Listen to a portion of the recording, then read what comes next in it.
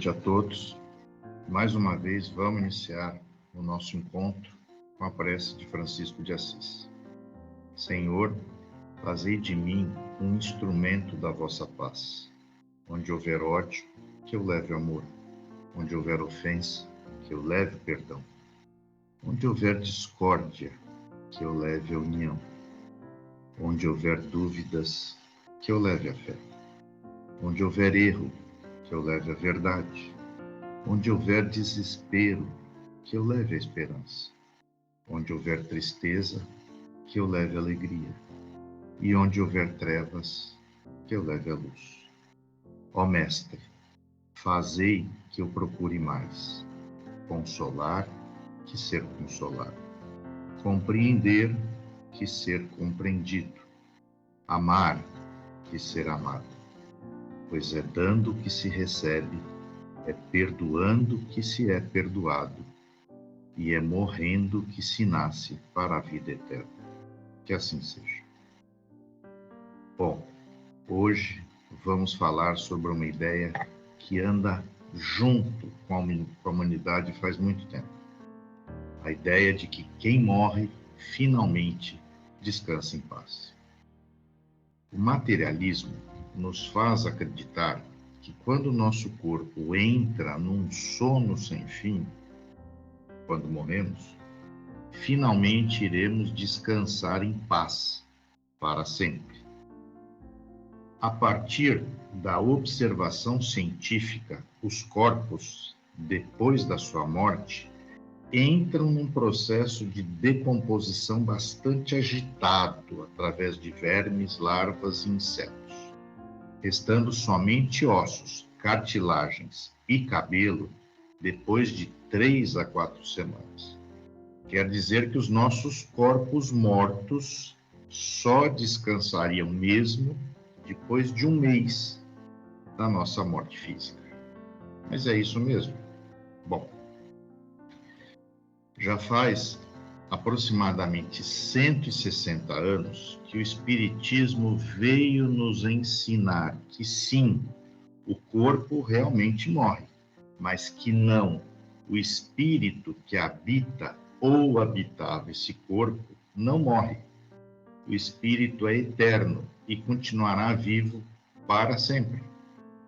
Já que essa é uma apresentação espírita, então vamos focar no espírito de um corpo que acabou de morrer. Este espírito irá descansar em paz depois da morte do corpo? Para falar de descanso, precisamos primeiro falar para onde o espírito vai depois que o corpo dele morre. André Luiz, no livro Nosso Lar, nos traz o conhecimento sobre a existência de 7 esferas ou 7 locais possíveis para onde poderão seguir os desencarnados. São elas. 1, ele chama de abismo. É a mais inferior de todas as esferas. Segundo André Luiz, é uma região espiritual de enormes sofrimentos.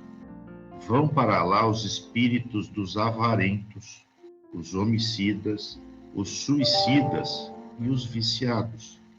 Nesse lugar há vales profundos, como o Vale dos Suicidas. Segundo lugar, trevas. É a segunda esfera mais inferior. É um local pavoroso, continuamente escuro. Vivem lá os espíritos que, quando encarnados, foram imorais, estavam envolvidos com a luxúria, que é aquele desejo sexual incontrolável, com a corrupção e outros problemas desse nível. Terceiro local é a crosta terrestre. Trata-se de um local habitado por nós, encarnados, e também pelos espíritos muito apegados à matéria. Em decorrência desse apego à vida material, bem como ao desconhecimento sobre a imortalidade da alma e da vida espiritual, esses espíritos não conseguem se perceber como desencarnados. Alguns até acreditam estarem vivos ainda nos seus corpos físicos. Eles continuam a viver nos locais onde estavam acostumados, quando encarnados, chegando mesmo a manter o ritmo de vida que eles tinham. Há aqueles que residem no mesmo ambiente familiar, juntamente com os seres amados, numa coabitação nada positiva para os encarnados, pois estes os contaminam com suas energias desequilibrantes. Outros seguem trabalhando ou ainda vivendo nos antigos vícios, como drogas, sexo, álcool, fumo e etc. Em quarto lugar, temos o umbral, o famoso umbral. Ainda é uma região de vibração inferior e de muito sofrimento também, que serve de transição para os planos superiores. Indivíduos muito viciosos ou culpados, quando encarnados, em decorrência de uma atração magnética irresistível, ou mesmo pela ação de espíritos maléficos, são conduzidos para essas regiões, lá permanecendo até que verdadeiramente se arrependam e expurguem as cargas energéticas ruins. Os espíritos que vivem no umbral, às vezes muito intelectualizados, mas sem nenhuma moral, exercem influência perniciosa sobre os encarnados. No momento certo, serão retirados pela espiritualidade superior, a qual constantemente promove visitas de amparo aos espíritos que estão lá no umbral. Quinto lugar, as colônias. Colônias, ou também chamadas zonas de transição, representam essa quinta esfera das 7 enumeradas por André Luiz. Os espíritos que conseguem seguir para lá vão se readaptando à vida espiritual, onde estudam e progridem. Como em nosso planeta ainda temos muitas imperfeições morais, entidades arrependidas ou conscientes de erros e com desejo de progredir é que vão para esses locais, além daqueles que tiveram uma vida mais nobre, mais espiritualizada, em comunhão com Deus e procurando viver e fazer o bem. Lembre-se, tudo é magnetismo.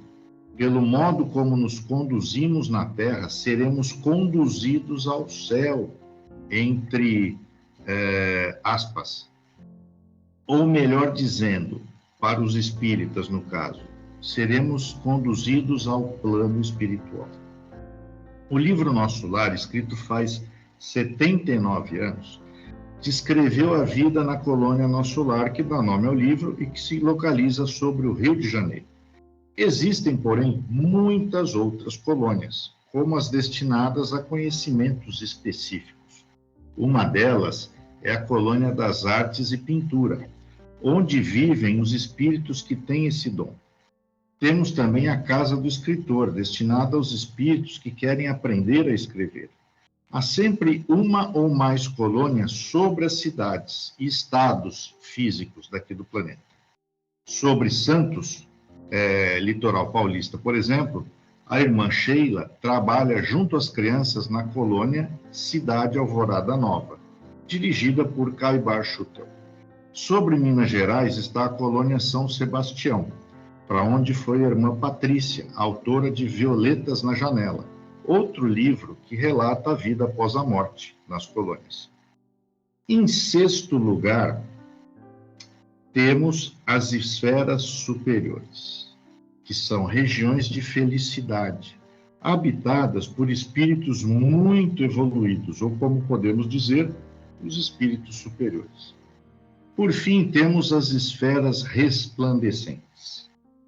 Estas, ou seja, a sétima região para onde os desencarnados se dirigem, são regiões espirituais de paz e encantamento indescritíveis.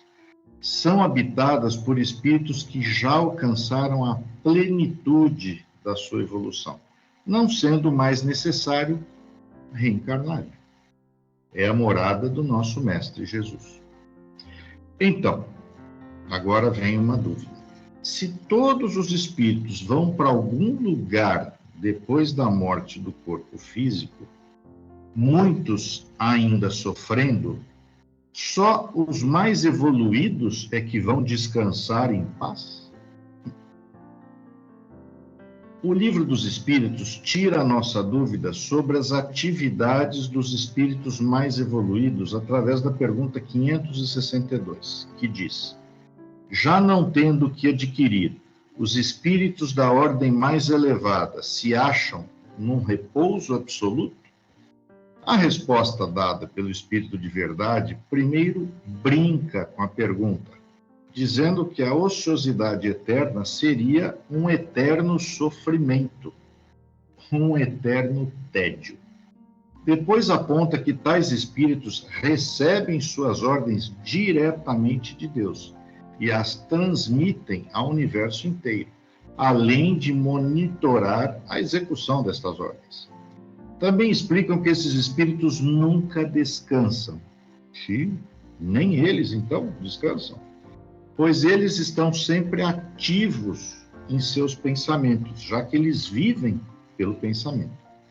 A atividade desses espíritos é uma fonte de prazer pela consciência que eles têm de estarem sendo úteis, ou seja, seu trabalho não lhes entedia ou cansa, tal qual o trabalho de um encarnado. Bom, se nem os espíritos mais evoluídos descansam, tem algum espírito que fica sem fazer nada? Na resposta à pergunta 564, também do Livro dos Espíritos, consta que há esta situação para alguns espíritos, mas ela é temporária e depende do nível de desenvolvimento da inteligência desses espíritos. Mesmo para eles, essa ociosidade se torna um fardo e cedo ou tarde o desejo de progredir lhes faz sentir a necessidade de atividades. Esses espíritos são os que chegaram ao ponto de terem consciência de si mesmos e do livre-arbítrio. Na sua origem, todos são iguais às crianças que acabam de nascer e que agem mais por instinto que por sua própria vontade.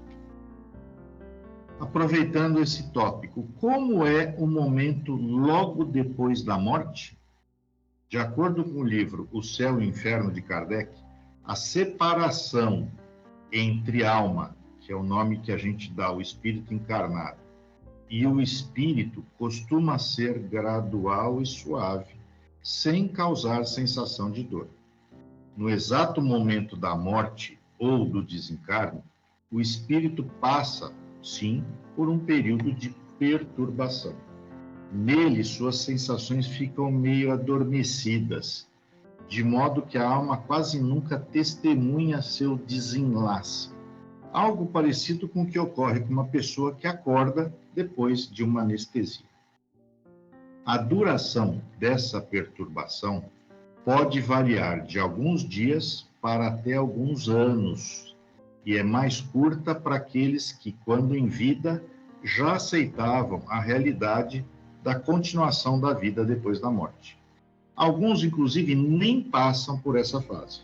Aquele que já está purificado e que se livrou do apego à matéria durante a sua vida carnal, logo se reconhece na situação de desencarnado. É o caso do nosso Chico Xavier, por exemplo. Outros, porém, têm até mais dificuldades nessa fase por conta de choro e de lamentações de entes queridos que aqui ficaram e que não estão aceitando a sua morte. Isso dificulta a sua adaptação à nova vida. Essa situação melhora quando os que aqui ficaram se reequilibram e passam a fazer preces por ele. Há também os que têm o merecimento de receber um resgate, que pode ser realizado por irmãos incumbidos dessa função e até por entes queridos que desejam auxiliar na passagem, estar ao lado para quando despertarem da perturbação. Ao despertar, o que muitas vezes se dá em hospitais no plano espiritual, o espírito recebe cuidados médicos e pensa que ainda está vivo. Sente-se atordoado, como se despertasse de um sono profundo. A lucidez das ideias e a realidade de sua situação vão lentamente ficando mais claras, à medida que ele recebe cuidados. Na morte violenta ou súbita, pode acontecer de o espírito se ver atordoado e não acreditar que morreu. Dessa forma, ele procura locais e pessoas que lhe eram familiares. Pode ficar no local onde morava, tenta falar com as pessoas e, como elas não o veem, se surpreende e fica mais confuso. Ele acredita estar vivo, afinal, vê o próprio corpo, mas não percebe que esse corpo é etéreo, fluido. Nessa difícil condição, aquele que tem mais fé é socorrido mais rapidamente. Mas há um momento para todos, quando estiverem preparados e dispostos a receber ajuda. Ela certamente virá. Deus é justo e nunca desampara nenhum de seus filhos. Um membro da Sociedade Espírita de Paris, o Sr. Sanson, faleceu em 1862, após mais de um ano de forte sofrimento por causa da sua doença. Prevendo a sua morte, o Sr. Sanson, que a Sociedade Espírita, prevendo a sua morte, ele pediu que a Sociedade Espírita evocasse o espírito dele logo depois que ele tivesse morrido, justamente para ele poder estudar, a Sociedade Espírita e ele estudarem o que acontece quando o espírito passa pela fase da morte do corpo físico. Assim, 1 hora antes do enterro do corpo do Sr. Sanson, os membros da Sociedade Espírita de Paris iniciaram uma conversa com o espírito dele. Vamos lá a essa conversa? Sr. Sanson, ainda sente dores? Que sensação o senhor está sentindo nesse momento? Estou bem feliz, disse ele, porque nada mais sinto de minhas antigas dores. Estou regenerado em estado de novo. A transição da vida terrena para a vida dos espíritos, a princípio ficou incompreensível, porque às vezes levamos dias para recuperar a lucidez. Mas antes de morrer, fiz uma prece a Deus, pedindo-lhe poder falar a vocês. E Deus me ouviu. Nova pergunta. Sr. Sanson, recuperou a lucidez depois de quanto tempo? 8 horas, responde ele. E conservou as suas ideias até o último instante? Sim, meu espírito conservou as faculdades. Eu não via mais, mas pressentia. Toda a minha vida desdobrou-se ante mim. O senhor teve consciência do momento em que seu corpo dava o último suspiro? O que se passou depois? A vida se rompe, disse ele, e a visão do espírito apaga. A gente encontra o vazio, o desconhecido, e levado não sei como, a gente se encontra em um mundo onde tudo é alegria e grandeza. Só para finalizar essa parte, esse estudo com o Sr. Sanson, vale dizer que ele viu a sua própria morte, o seu próprio renascimento no mundo espiritual, circunstância muito pouco comum e que lhe foi permitida pela elevação do seu espírito e por ser ele um homem inteligente, esclarecido, profundamente imbuído das verdades espíritas. Então vem aí uma questão. Afinal, ser espírita é uma vantagem ao morrermos? Muitos acreditam que sim, pois o fato de saber que a vida continua após a morte do corpo físico já credencia o espírita a despertar solto e lépido num plano espiritual. Mas a realidade é bem diferente. Para que isso aconteça, sempre irá depender da forma de ser de cada um. O fato de ser espírita não torna ninguém automaticamente livre das suas imperfeições, assim como não qualifica a pessoa a nenhuma vantagem. Todos estamos sujeitos às mesmas leis do universo. Torna-se muito difícil a aceitação da nova condição se o desencarnado, por exemplo, além de outros defeitos, tiver apego às pessoas, à matéria, às instituições. E mesmo tendo conhecimento da vida depois da morte, isso não o ajudará. A reforma íntima e a evolução continuam necessárias na vida depois do corpo físico. O psicólogo Hugo Lapa relata uma história muito interessante, que é o exemplo da morte de um espírito. Diz ele, um homem de 55 anos desencarna em um acidente. Ele se viu saindo do corpo, chegando a um lugar escuro, frio, tétrico, com árvores retorcidas e com energias muito negativas. Ele começa a caminhar e vê 3 entidades, usando capa preta, que se dirigem a ele. O homem pergunta, que lugar é esse? E uma das entidades responde, é um umbral. O homem fica chocado por estar ali e pergunta, como posso estar aqui se sou espírita? Realizo campanhas de doação de sopas aos pobres, ministro passes magnéticos 2 vezes por semana a uma multidão de pessoas lá no centro. Também ajudo financeiramente instituições de caridade muito necessitadas e dou palestras no centro para iniciantes do espiritismo. Não posso estar no umbral. Deve ter alguma coisa errada. O espírito diz, não tem nenhum erro.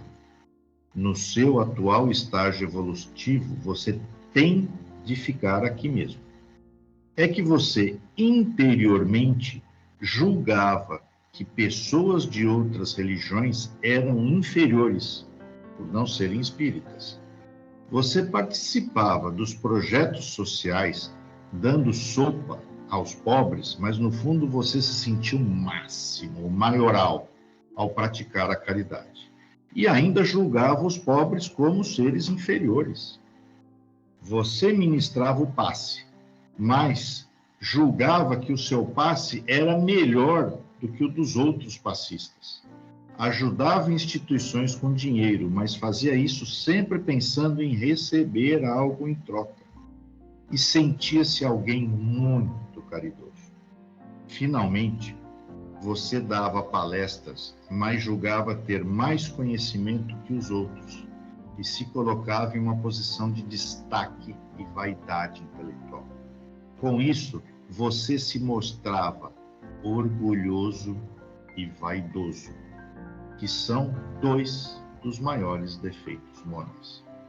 Só depois de se arrepender de seus atos é que esse homem conseguiu sair do umbral.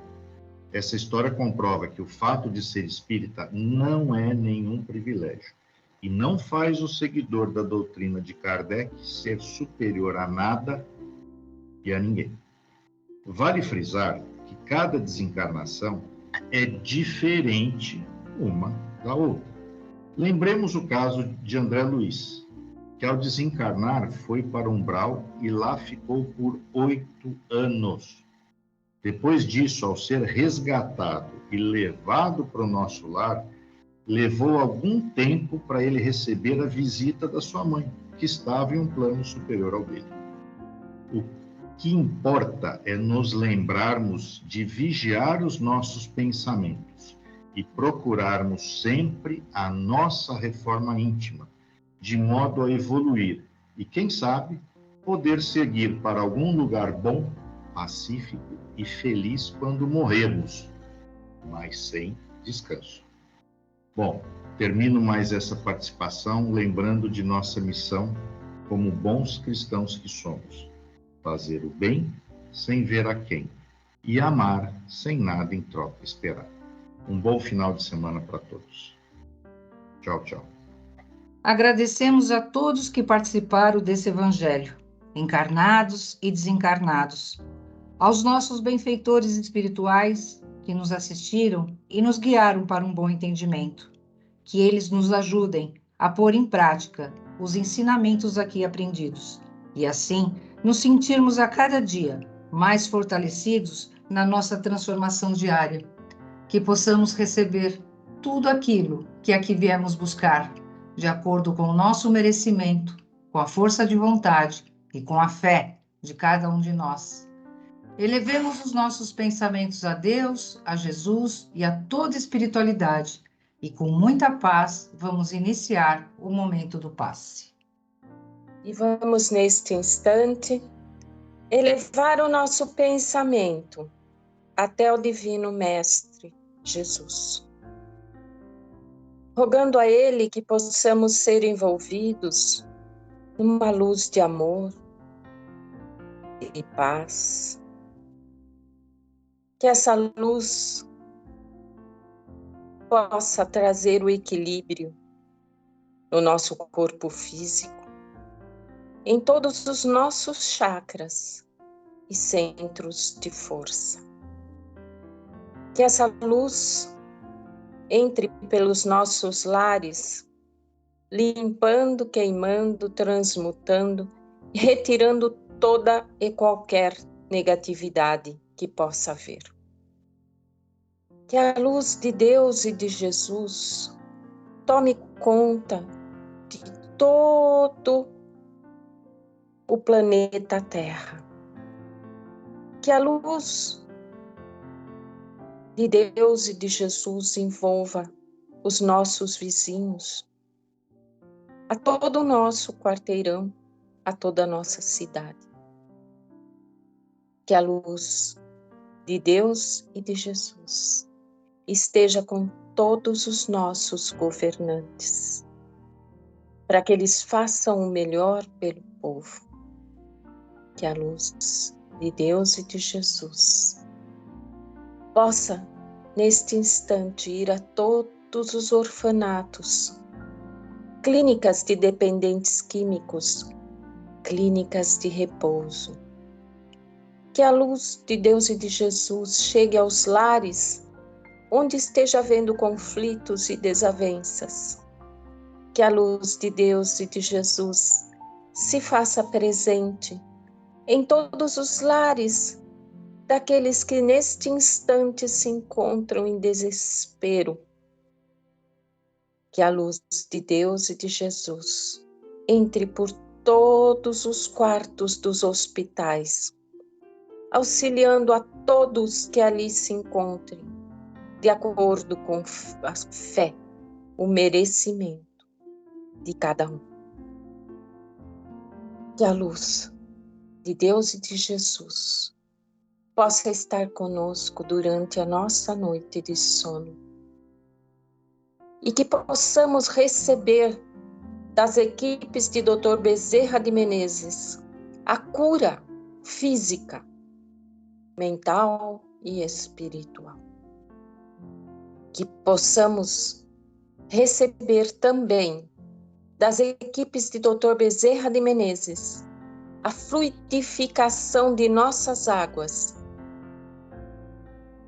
Rogamos também, ó Pai, por todos os nossos entes queridos, encarnados e desencarnados, que não estão presentes conosco neste instante, que eles recebam a luz de Deus e de Jesus.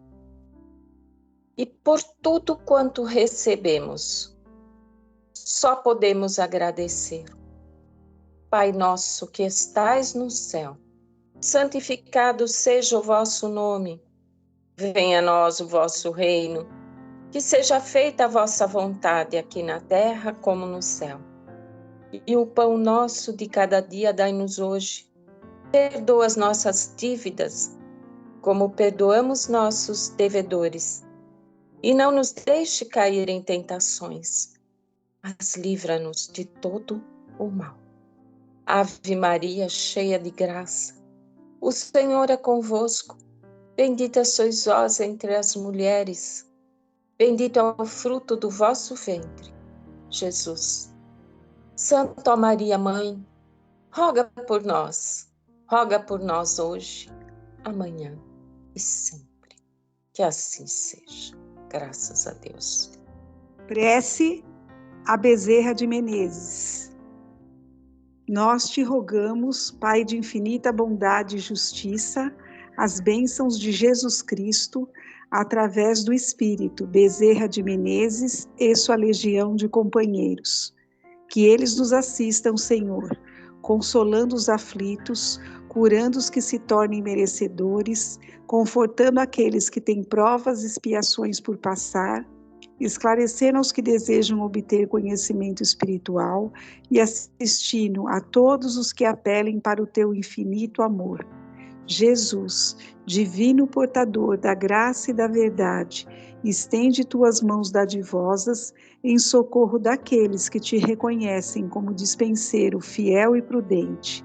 Seja o nosso divino modelo, através de tuas legiões consoladoras, de teus santos espíritos, a fim de que a fé se eleve, a esperança aumente, a bondade se expanda e o amor triunfe sobre todas as coisas.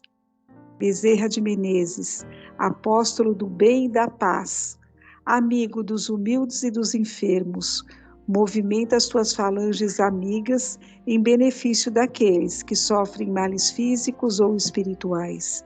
Bons espíritos, dignos obreiros do Senhor, derramai as virtudes e as curas sobre a humanidade sofredora, a fim de que as criaturas se tornem amigas da paz e do discernimento, da harmonia e do perdão, semeando pelo mundo os divinos exemplos de Jesus Cristo. Que assim seja. Deus, nosso Pai, que tendes todo o poder e bondade, dai forças àquele que passa pela provação, luz àquele que procura a verdade, pondo no coração do homem a compaixão e a caridade. Deus, dai ao viajor a estrela guia, ao aflito a consolação, ao doente o repouso. Pai, dai ao culpado o arrependimento, ao espírito a verdade, à criança o guia, ao órfão um pai. Que a vossa bondade se estenda sobre tudo que criastes. Piedade, Senhor, para aqueles que não vos conhecem. Esperança para aqueles que sofrem. Permita aos espíritos consoladores derramarem por toda parte a paz, a esperança e a fé. Um raio, uma centelha do vosso amor pode abrasar a terra. Deixai-nos beber na fonte desta bondade fecunda e infinita, e todas as lágrimas secarão, todas as dores se acalmarão, e um só coração, um só pensamento subirá até vós, como um grito de reconhecimento e de amor. Como Moisés sobre a montanha, nós vos esperamos com os braços abertos. Ó poder, ó bondade, ó beleza, ó perfeição. E queremos de alguma sorte alcançar a vossa misericórdia. Deus, dai-nos força para ajudar o progresso, a fim de subirmos até vós. Dai-nos a caridade pura, dai-nos a fé e a razão, dai-nos a simplicidade, que fará de nossas almas o espelho onde se deve refletir a vossa doce e sublime imagem.